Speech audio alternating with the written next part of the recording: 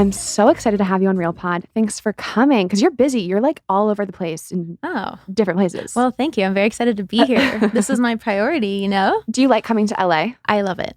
I feel like the more I'm here, the more it feels like home.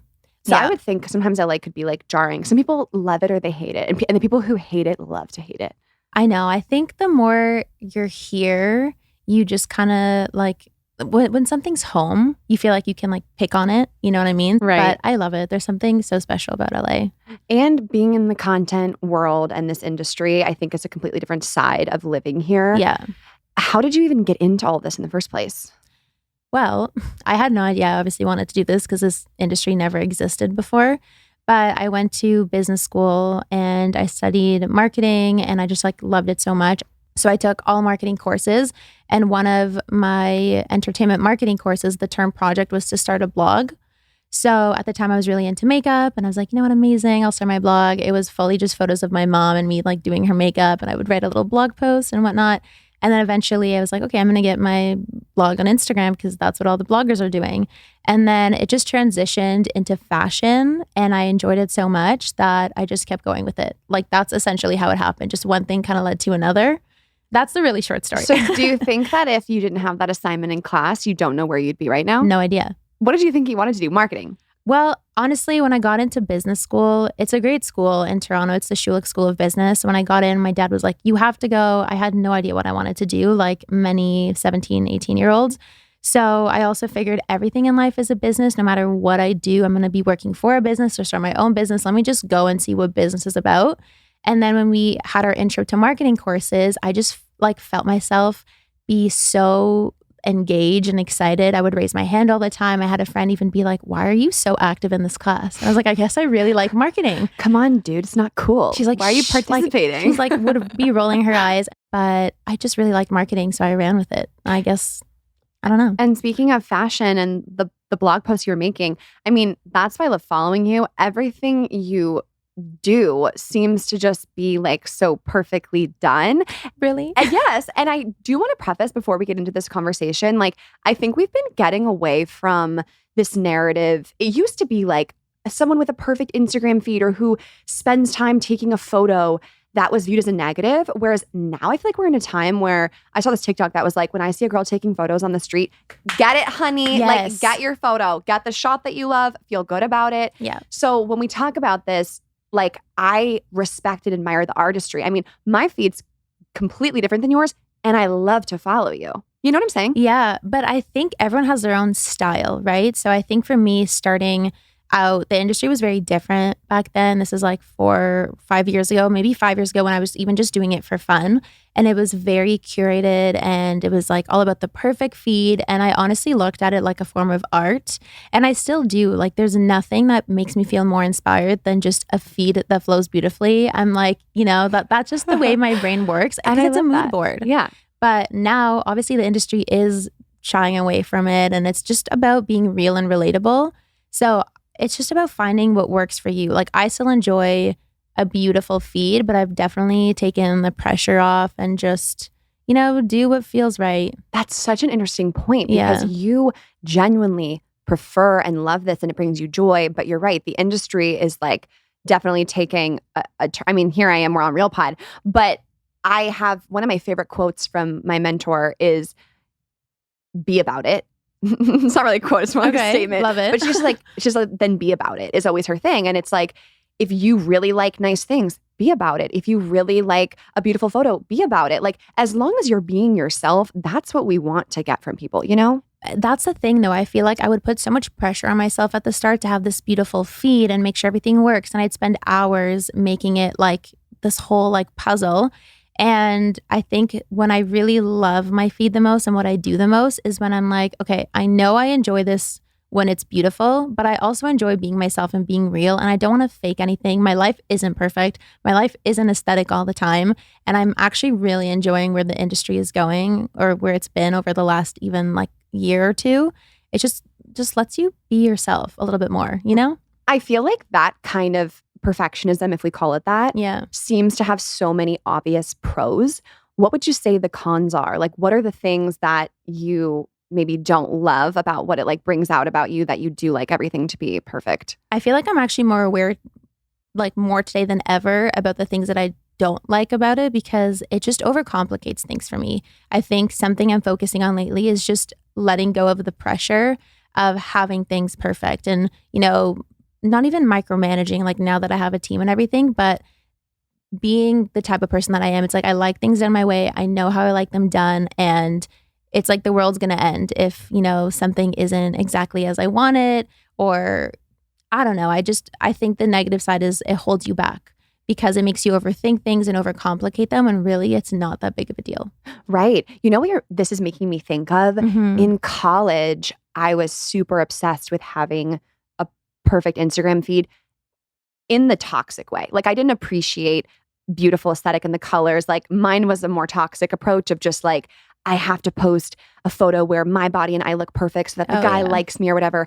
And I would get so obsessed with it that I could not even like emotionally move on to enjoy the evening unless I got the gram. And then if I did, I was like it was like my rush of happiness that I had this amazing Instagram post. Yeah. I feel that too, honestly, to this day sometimes, because it's just the pressure of the job. There's so many platforms today. You want to be posting content everywhere. And now too, when it's not just my full-time job doing like Instagram and social media, now that I also have a business, it's like I'm trying to balance all these things. So to me, being like type A, if I don't get the photos sometimes, I also kind of get in that mood where I'm like, okay, well, I'm not productive. Like I need to be able to keep things up because there's so much going on and the industry moves so fast. But I really tried to just remind myself to be present. Sometimes I'm too present and I kind of forget to post. And that's why I love dumps these days, because it's just like, here you go. Here's what I've been up to. But I don't know. It's a work in progress. And what's interesting is a lot of your content, it does the aesthetic. Wouldn't you say there's some effortlessness to it? Like it's the outtake photo, it's the blurred photo, but those are the ones that are like so that's specific. What people want to see today. I look back at photos in the past where it was this like specific pose and specific angle. And anytime I do something like that now, I almost know it's not going to perform. Like I'm at the point where I tell whoever's taking my photo, like try zooming out, try coming from underneath, from the side, like move around, like people just want that realistic, relatable, in the moment shot, like candid shot. And what worked 3-4 years ago doesn't work today anymore. So I want to hear every little detail of maybe one of these, whether it's a brand post or something that you've done. Like, because when I see it on my feed, oh my God, can we talk about, I'm such a stalker. I loved your like blue fit with a Prada puffer. You know what I'm talking about? You have like the high socks. Yes. We just use that. Okay. So what, are you actually wearing that during the day shopping? Like what goes into getting that photo? Yep. And we were on our honeymoon and well, here's the thing. I wore loafers, so it was cute enough and comfortable at the same time. Back in the day, I would like wear heels or bring a pair of heels in my bag and like swap for a photo. I can't be bothered to do that anymore. If I'm not enjoying myself out and about, it's going to show through in my content also. So yes, I was wearing it, but it's just so fun to wear an outfit that you're inspired by, that makes you feel good about yourself when you're out in a place that you're inspired by, like Italy, which is where that photo was taken. So yes, I wore it. And I wanted to ask you, because I love your style and I'm trying to improve. This is so embarrassing given what I'm wearing today. It's been a long day. Oh, but do not even worry about it. I have been trying to up my fashion game. How do you handle though when people are looking at you like, that American, they're probably thinking that American girl in her outfit. So try like, you know what? Do you ever feel like people look at you and they roll their eyes like, cause it's like so dressed up? Like, how do you work through that judgment? Cause I struggle with that. Yeah. But then I know there's also people who are looking at me being like, that is so cute. So I choose to focus on that. Right. And it took time, but I don't really care what people think too much. I don't know if you saw what I wore to Coachella one of those days. It was these like basically loofah pants. That's what press referred to them as, like these like loofah sponge pants. I thought they were the coolest things ever, and I still do. And I got a little bit nervous when we were about to head out for the day. They're basically these ginormous pink pants, right? Right, I remember. And I was like, okay, you know what? Whatever. I felt so good in them. And I definitely got a lot of comments on TikTok being like, this is the ugliest thing I've ever seen. What is she wearing? This is so extra. But when we were out at all the Coachella events, so many people actually came up to me and were like, your outfit's so sick. I love it. This is amazing. And I choose to focus on that. And I felt good in it. So I felt like the confidence shined through. So it's just all about how you feel on the inside. This is reminding me about the freaking sparkly ass Swarovski crystal bow I smack dabbed on the back of my wedding dress for my reception. I'll have to show you a picture after, but it was beautiful. I know exactly what you're talking about. Thank you. So that came with the dress. It actually comes on the front, to which I was like, okay, we need it removed, but I want it to be put on the back. And I knew, like, I love sparkles. I mean, that to me felt like me. And any friend that I asked for advice, I was like, should I do the bow? And they would just go, it's so you, which I know isn't them saying, yeah, it's the cutest thing ever. Please do it. But someone made a TikTok reviewing my wedding. And like the one negative thing they said was, the only thing I wouldn't have done is the bow. Like, I just think it like Disneyifies and I was like, it's fine because I knew this would come. Even my mom was like, please don't wear the bow. And I was like, it feels like me and I want to wear it. Yeah. But it's still hard for me to get past it in my mind. And I think when we talk about finding your style, and I want to know like how you curate your outfits, because Hailey Bieber is a huge style inspo for me. Amen. But I've kind of been thinking, I don't want to put an outfit on and have people say, that's so Hailey Bieber. Like, I want to curate my own look of like what I would wear. Yeah. How do you go about picking your outfits? Because they're so cute. Like, how much time goes into it? It depends the day. Like for a day like today or lately, I think that I feel the most comfortable and therefore confident in something that just feels more, I guess I want to say me. So like a pair of jeans, a cute tank top, and a crop blazer, a leather jacket. Like as long as I'm comfortable, I'm confident. And I feel like that's been more my style lately. And it used to be that when I shot content or put together outfits, if I knew it was going on the gram, I'd try to make it really extra because that's what people wanted to see. I wanted to make some noise. That's what's going to get engagement. But I think again, now when people want that relatable content, they want to see what you're actually wearing. I'm just enjoying, honestly, finding my style now, which I think is a lot more laid back and relaxed. Don't get me wrong. I love dressing up for nights out. I mean, just 2 days ago, I wore a denim outfit head to toe and it was just like sparkles everywhere. And it was so fun. But on the day-to-day basis, I think I just go with whatever feels comfortable for me, what I feel good in. And that kind of determines my style, if that makes sense. It does. And how much thought and like planning and time are you putting into, let's say, like that denim fit? Yeah. Because I feel like I'm trying to evolve my style, but suddenly it's Friday and I'm like, oh my God, that thing is tonight. I have no idea what I'm wearing. Yeah. And then also getting new clothes all the time. I'm like, I'm trying to create basics that go with each other. Yep. So, how does the denim fit come to life? So that I saw just by scrolling Zara. And I was like, this is super cute. You're coming home with me. We're making this happen. But you're coming home with me. Yep. But for me, it like those kind of fits happen when I'm going on a trip. So I know I'm packing and I'm going to be like shooting more content and going out. And I genuinely enjoy putting together outfits that are fun. But when it comes to like when I'm home, if there's like a dinner or an event, I also don't really plan my outfits for that. And I also am trying to figure out what my capsule wardrobe would be, because I'm at the time and place now where I want to have my like amazing little black dress, my 2 blazers that I love that I can alternate, my favorite jeans, tops, and whatever. And I can just like almost close my eyes, pick whatever I want, and it looks good together. But it takes time to build. You almost have to, I feel like, I don't know, because I don't have my capsule wardrobe figured out yet, but I don't want to spend on new clothes all the time. Mm-hmm. I just want to have my like quality pieces that feel like me. They feel elevated. I feel good in them. And then everything just kind of goes together. That's goals. And I'm trying to do that. I need to do a huge clean out of my closet. Me too. I'm at a point where when I do my laundry, the clean clothes like don't have a place. It's like my closet's so full that I need some in the wash so that everything fits. And then the new ones are dirty and I put in the clean ones. Yeah. So I need to go through it. I want to get back to let's go back to this puffer outfit when you were in Italy. So do you need to like get this gram before you guys go shopping for the day? Do you integrate it into like, we're going to do an hour break? I try to just go with the flow of the day because I feel like in the past I used to. I would not be able to enjoy my day if I didn't get a photo. And my husband, Josh, was obviously a part of my life back then too. So he knows it. So on our honeymoon, I feel like over the last few years, I've really like changed that about myself because I didn't enjoy just worrying about the content. I generally just want to enjoy my life. And that enjoyment comes through in the content that I do get. So whereas Josh, we'd like start our day and he'd be like, oh my God, we have to get your photo, or like, you're going to be like stressed all day. I was like, look, this isn't me anymore. I just want to have a good day. When something's cute, when I feel inspired, I'll take a quick picture or I won't. And then I'll just put it in a carousel and deal with it later. Because life's just not about that stress anymore. I'm getting too old. I just want to enjoy, I just want to have a good time. That's so cute though that he's there for you like that. Yeah, he's very supportive. Gotta love the content husbands. Yeah. They really are patient. Yeah. Speaking of this perfectionism and how it looks, you posted something recently about body image, didn't you? I couldn't find it. I have in the past, definitely. It like every couple months, I feel like I need to let something out. Yeah. Okay, let it out, girl. What is your relationship like with your body? Well, it's improved. It definitely wasn't good when I was younger. This is actually something I don't think I've really ever talked about, but I've definitely struggled with like body image a lot in high school, specifically in grade 12 around prom. There's a point where I'd be counting calories, like really working out to bring things down to like level out. It was really, really unhealthy. But thankfully, I was able to look at it from the perspective of health by seeing like different, whether therapist, life coach, my parents got me a trainer, and I was really able to come out of it without, anything being too serious.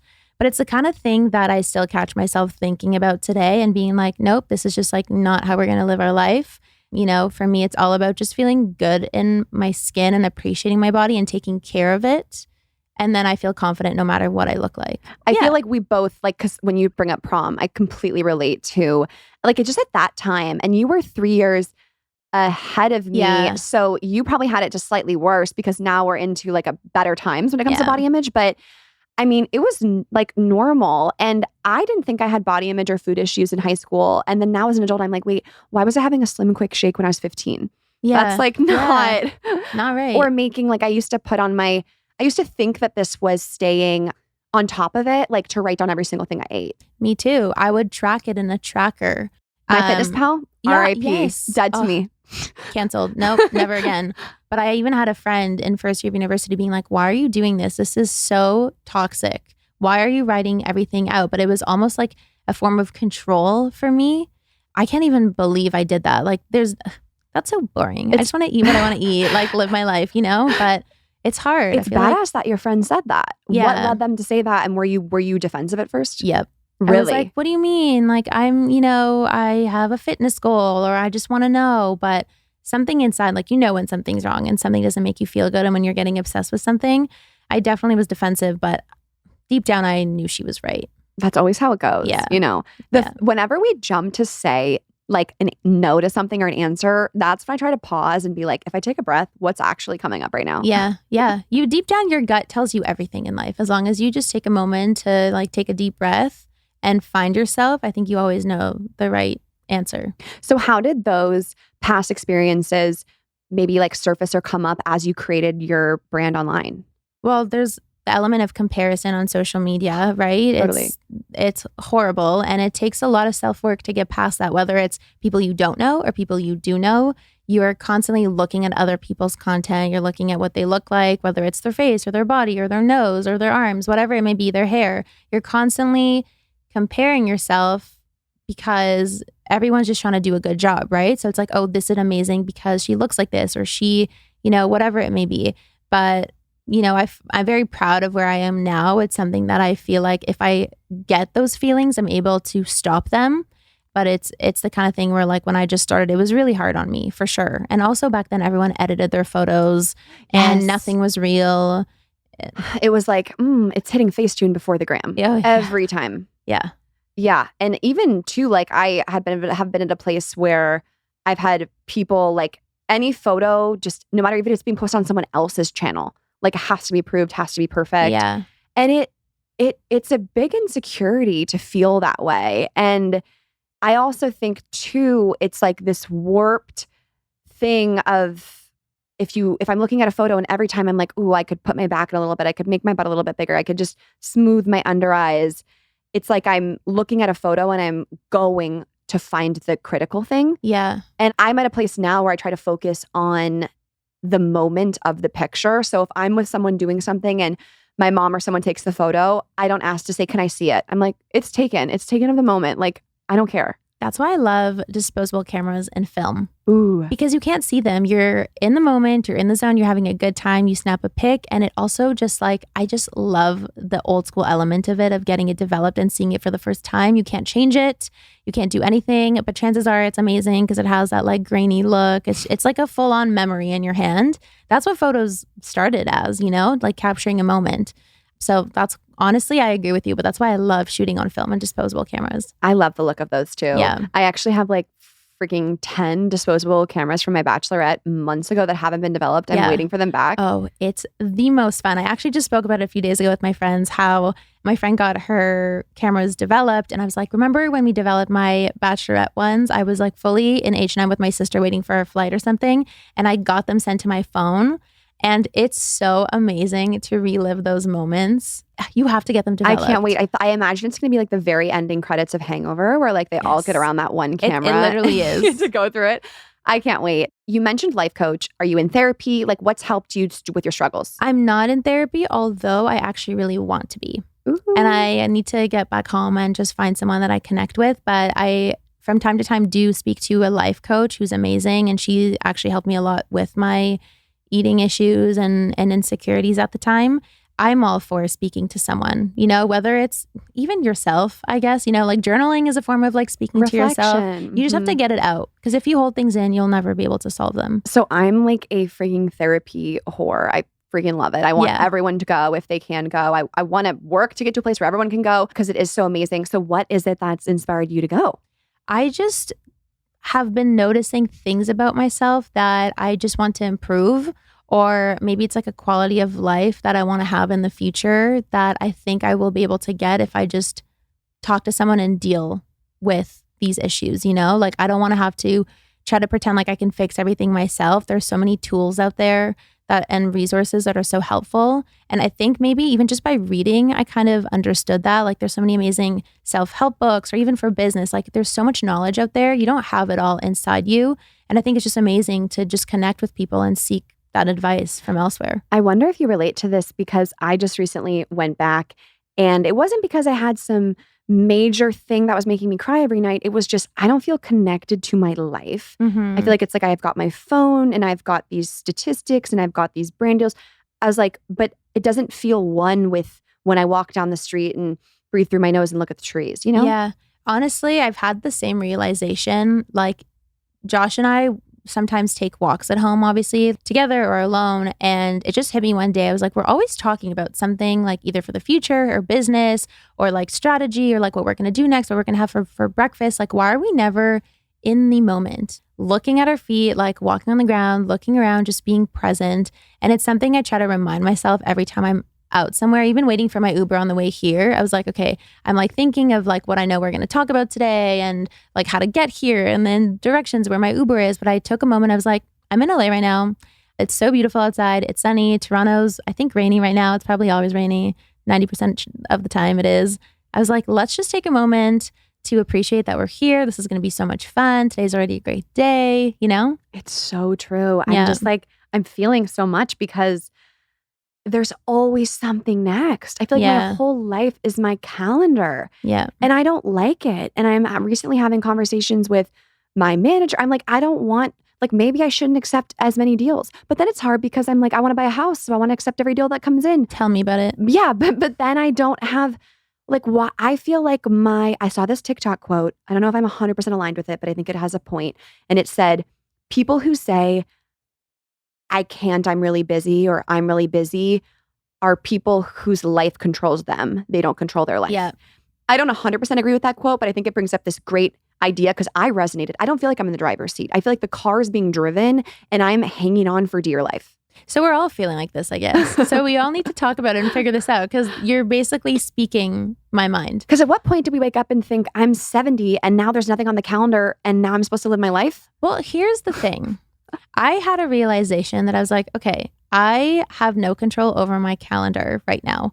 And I quit my 9 to 5 to be my own boss so that I would have free time and would be able to go out for lunch with my mom whenever I wanted to and have work-life balance and travel. But obviously, as the business grows, you're busy and you have a team and you have a manager and you have opportunities and campaigns. And you suddenly have no free time and feel like you can't, even more so than when I worked like at a corporate job.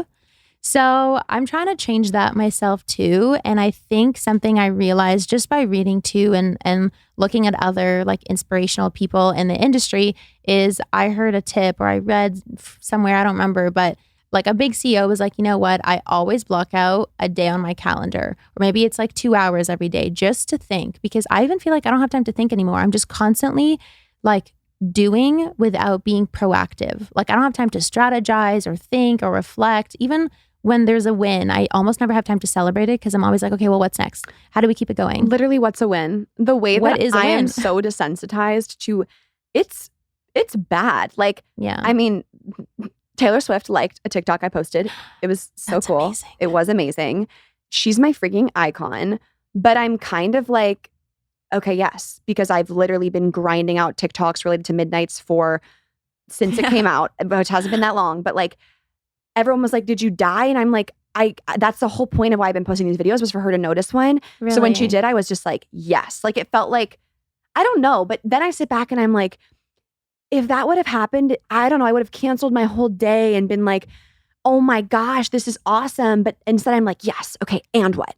And what? It's like, how do I keep it going? What's my reaction TikTok? Like, what's next, right? What's my reaction TikTok? You're speaking my language. Yeah. Because I'm like, I have to post that this happened. Everyone's telling me, Victoria, did you see it? Did you see it? Of course I've seen it. I've seen it for 2 hours. I've been sitting here. I have it framed in my bedroom. Yes, Yeah, I saw it. I did.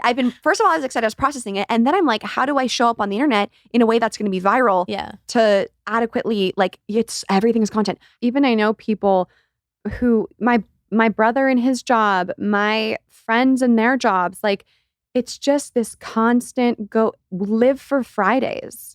Why are we living for Fridays? Yeah. Well, I've started noticing that the more my team grows and the busier I get, I just look forward to the weekend and I hate it. Like I used to wake up every day. I'm not saying I don't, but like I just don't have time to think about this. But I used to wake up every day just like so excited. What am I going to create today? And now my schedule is more so meetings and strategy and reviews and touch bases. And if I create content, it's very strategized and it's for a partnership. I almost miss that free time in my schedule to just like live my life and document it. Mm-hmm. But I think that's just the give and take with growing your business. And one of the awesome things about you is you're not keeping any secrets when it comes to how to grow your business. And I know you just released Mind Your Business course to help other people who desire to be creators. Mm-hmm. So, I mean, do you think you figured out how to do this whole thing and like how to get started? Like, what does it focus on? So there's 2 courses under the Mind Your Business umbrella. The first one is Mind Your Business 1.0 now, which I didn't know there was going to be a 2.0 because when I launched it, it was just a passion project to share what I've been asked for the last 5 years of how to start, how to reach out to brands, how much to charge, how to, negotiate. So it's essentially a crash course on how to monetize your social media, but it is more focused on Instagram because at the time when I released it, that was really the bread and butter of creators, and it still is the foundation of everything. And then recently I launched Mind Your Business 2.0, which is more so focused on video content. So it's not so much you need 1.0 to take 2.0, it just focuses on different things that have come up over the last few years or things that I dive deeper into, like negotiation strategies and monetization streams as a creator, because it's not just posting on TikTok and Instagram. There's so many more ways to make money on social media as a creator. So yeah, it's essentially just, sharing my knowledge over the last few years, even working on the brand side before doing this. So having worked on both sides, I was like, let me end the gatekeeping that are holding back all these emerging creators in a time where this is such a dream job. Anyone can do it. It's at your fingertips, but no one has the resources or the education they need to succeed. I think this is fascinating. So are you open about like how much you charge, how much you make? Because I've done like an article with like Business Insider and they're like, can you give us your what you made in a year? And like, I don't want to be a woman who's not contributing to the future of candidness. But it's also, I think where it's uncomfortable for me is I don't think people understand how lucrative the business is. And I think it would honestly be met with fury. Yeah, well, here's the thing. In both courses, what was really important to me was the rates. because I just think that creators who don't have the knowledge are undercharging themselves. And also sometimes if you overcharge, you can actually lose opportunities, right? So there's so much power in knowledge. Them. Yeah. So I developed rate charts for Instagram and for TikTok. And it also relates through what I teach in the course to other elements as well, but how much to charge at every step of the way so that you're never in a situation where you're either undercharging or overcharging. You're given a ballpark based on where you are in different factors that I talk about in the course. And it's just been crazy to see students that I've had. This is obviously an online course, so I don't like teach them like face to face, but like they've been able to completely quit their 9-to-5s, or it's just been insane. Is there a minimum of followers though, like for that? Because you can't have 5,000 followers and be charging, I think, like decent money. So the chart kind of takes everything into account, the rate charts I have, but there's no minimum followers required to take the course because I don't think that that's true. Whether or not you can get a paid partnership at that level, there's different ways, there's different value in partnerships, right? So it's like the course teaches you, it's not growth hacks, but it's how to reach out, how to build relationships, how to brand yourself, find your brand, and then you grow and then come the opportunities. But you also need to develop those brand relationships first and even work with the brand on a gifted basis and show them what you can do so that they can pay you. And for example, maybe a brand isn't paying you for your, reach and awareness at that level, but you can create user-generated content for them as a, content creation basis for the brand to use. Maybe you're not promoting it, but you can make money off of social media with that. You know what I'm freaking loving about this conversation from like an outside perspective is how if someone looked probably at your Instagram, my Instagram, like they don't see like a scheming, smart businesswoman because of the judgment of like influencer, you just, go to dinner and snap a pic and like, so that bothers me. Does that bother you? Like, I still have people say to me like, so like, how do you make money? Or how do you, I'm like, what? I'm like, no one knows what goes on behind the scenes, and it's so much work. It's amazing work. I generally enjoy it so much, but it's so much work. And I think through launching Mind Your Business, I was able to get a little bit more like, or I guess people do see it because they're aware now of what goes on behind the scenes more so. There's so much that I dive into the course that they're like, oh, this is a full-blown business. Everything's a strategy. You do so much work, even like reaching out to brands, answering brands, like coming up with content ideas. I always say it's like you're essentially, if anyone was to ask me, what's a content creator, what's an influencer? It's like, well, I'm kind of running my own magazine, but I'm the photographer, I'm the model, I edit, I copyright, I strategize, I do everything, That's kind of true. The magazine theory. Yeah, no, I agree. And it definitely, it's a huge thing that I think I get sensitive about too, because I don't know if this happens when you're out with Josh, but when I'm out with Max, he gets questions. How's real estate? How's broadcasting? I never, ever have people say, how's your podcast? How do you go about choosing a guest? Really? What brand deals do you have coming up? No one ever asked me about work. I get asked about it if I'm like on a Q&A panel and it's like that type of thing, but no one in my normal life asks. And it's this weird thing where I don't know if it's subconscious or I'm extra sensitive to it, but it just makes me feel like they don't think I have a real job or I don't know. Do you ever have that? Or do you get people asking you questions? I feel like I have the opposite. I feel like sometimes when I'm around people, they ask so much that I'm kind of like, I don't want to talk about me right now. Like I try to pivot the conversation. Like, let's talk about you. Like, what are you up to? I just get uncomfortable talking about myself because I feel like it's also imposter syndrome in a way. Like I'll have Josh next to me after dinner being like, why did you play that down? Like, why would you say that? I was like, I don't know. I like feeling comfortable. I don't want to go into it. So I feel like I have the opposite. And I try to not talk about what I do so much, but because of the fact that I think people are going to think it's like silly and then I'll play it down, right? Like an achievement I'll have and be like, oh, it was no big deal. Like, I just feel like I have very few people in my life who I'll call and be like, listen, I need a vent right now. What do I do? And I'll tell them all the details. But then when someone else asks me about anything, I'm like, I don't want to get into this right now. Like, it's good. It's fine. How are you? Why do you think we do that? Why don't you like to talk about those things? I just never want to talk about myself too much. I don't know. Like, I think everyone likes talking about themselves, don't get me wrong, but it's like, I never want to come off as like self-centered or entitled. And I also feel like sometimes people can't relate to my problems. I think everyone's entitled to how they feel and every job comes with different issues, but I never want to give someone the impression that like I'm not who they thought I was. So I just rather not talk. And do you think it's like a sensitivity too? And this was kind of, on TikTok, lots of debates on this, but obviously I think I recognize, I don't want to speak for you, but I must assume you're the same, that we have like a dream job. Mhm. So in no world am I love this, I choose this, it's the best. I think there's a million harder jobs than this. It doesn't mean that this doesn't take a lot of hard work, but I think there's maybe that element of feeling like we have such cool things we get to do all the time that there's like that guilt maybe. I think every job comes with pros and cons, and you just have to choose something that you're passionate about so that the cons are worth it or the pros outweigh the cons for you. Because there's no other job I would ever dream of doing, given that I never knew this was a job growing up. I wanted to be a singer. So, you know what? You got some pipes? No, that's the thing. I don't. But I just think, as long as you're passionate about what you do, it shouldn't feel like work, but I'm not saying it doesn't take effort. Like I get really stressed out over different things and everyone's like a different person. Everyone's entitled to feel however they want to feel. And everyone has a different personality as well. But I choose this stress because I enjoy what I do, whereas if I was doing something else or when I worked at 9 to 5, given that I loved it as well, that stress maybe wasn't outweighed by the pros. So I decided to just do my own thing, Yeah, no, I do.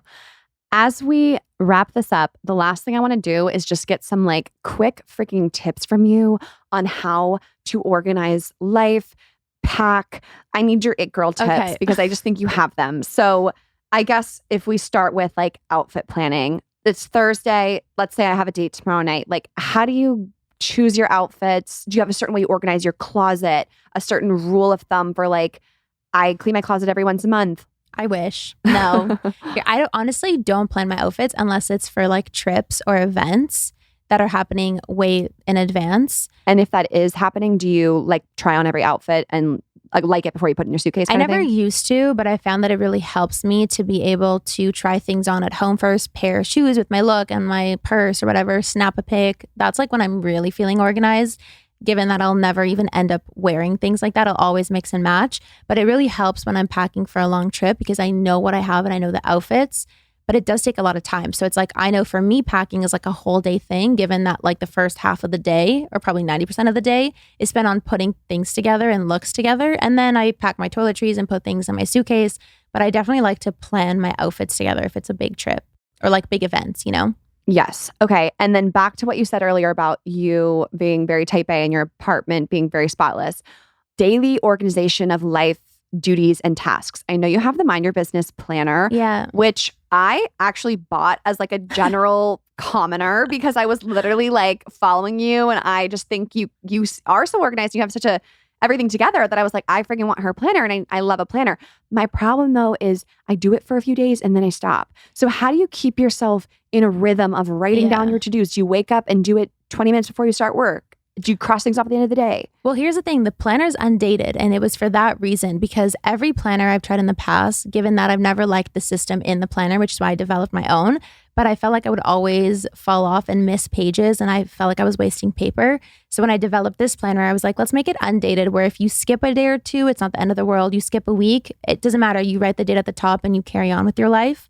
So there's no shame of like the 50 blank pages between when you start. For sure. And I think too, in the pages, if you remember, there's like the top 3 priorities of the day. For me, that is the most helpful. It's figuring out what are the 3 things I have to get done today in order to feel productive. And they can be small. Actually, they should be small because you can't do like a huge task and just like 3 huge tasks will not get done each day. But like the mini steps of them and then being able to take them off. There's a little bubble on the planner. You can just like take it off. You already feel so productive, So for me, that's a huge, huge thing. But also there's like being able to plan in advance, like every Sunday night, I'll go in and figure out, okay, what am I working on this week? I'll write it down in my planner. And then each day I'll tackle something. But that's been very helpful for me. So you write it down usually the night before the day of? Yeah. So the Sunday night, I'll take my planner and I'll just outline, the priorities for the week, what I have to get done, what's coming up. And then I'll go into each page in the planner, like each day and figure out, okay, Tuesday I have this call. I'll write it down in the today's schedule. Tuesday, I know I have to submit this. I'll put that in the priorities. If anything comes up, there's like the notes section. But each day I'll kind of scratch things off and move on to the next day, if that makes sense. But on the Sunday, I plan out my week. So I'll like put little things in. And what are your non-negotiables for mental peace, positive mental health? I know when you walked in before we were recording, you were telling me a little bit about boundaries, but what are just a few things that you think have helped create more Zen in your life? Asking for myself. I recently started meditating, which has been, I think, life-changing for me already. I used to hear people talk about meditating and be like, that's so like voodoo, like I can't relate. I don't know how you just like sit there and meditate, but it depends which type of meditation. I really love the Superhuman app. It's more so like affirmations. There's different lengths of time. There's walking meditations, like chillin' meditations. There's anything for anyone's lifestyle. And I just found that that's just been amazing for me to take a moment for myself, especially in the morning, and just set myself up for success. And before I go on my phone, before I do anything, just listen to words of affirmation, whatever the topic is about that day. And just, it completely changes your energy, completely. Like I literally open my eyes after the meditation, go, whoa, I feel like a different person right now. From just carving out the time to be. Yeah. And it could be 3 minutes. It could be 10, 15. For me, it's like, I know sometimes like I'll feel the resistance to meditating, but I know that when I do it, I'll feel so good. So if I'm feeling a lot of resistance to a lot of my mind, maybe I'll do like 3 minutes. If I'm really feeling chill, I'll do like 10, 12. And it goes by so fast because you're just like in your thoughts. You're just listening to these like beautiful things being said to you. And I'm a really big believer in manifestation as well. So I feel like when your energy is like abundant and positive, you're attracting such amazing opportunities into your life, which keeps you wanting to do it more. Right. I had meditation as something I wanted to prioritize in my morning routines. I did this morning routine solo episode a while back. If you haven't listened, check it out. I've kind of fallen off the wagon a little because of feeling like there's just chaos with every day, that if I'm up late finishing a podcast or something came in, whatever, that I then I'm like, I need 1 more hour of sleep. And then I'm like, I could wake up 10 minutes before this call. And then you're right, the energy is affected because you start the day in the passenger seat, and I need to wake up and carve that time to have more time in the driver's seat. Yeah. I mean, it's easier said than done. I feel the exact same way, but I'll really try to go to bed at a certain time and know that not everything has to get done today. It's just, it is what it is. You know what I mean? That's why I feel like the planner helped me a lot, because I know like what I absolutely need to get done in order to be able to move on with my life and progress my business. But I know that sometimes you will fall off, and sometimes I do go to bed late, or I do need an extra hour, or I'll skip a workout, or I'll skip meditation. Like when I travel, I don't think I meditated once since I've been in LA, because I'm just out of my zone, the time zone's off. But it's just so important to prioritize feeling good. So if I know that something's gonna make me feel good, and I'm saying this to myself so I can listen back to this episode and make sure I'm doing this, but it's like, make time to do what makes you feel good, because that's the only thing that's important in life. So true. Yeah. Last thing, do you have like a motto or a mantra that is getting you through these days? It's a really basic one, but for me, it holds a lot of meaning. It's everything happens for a reason.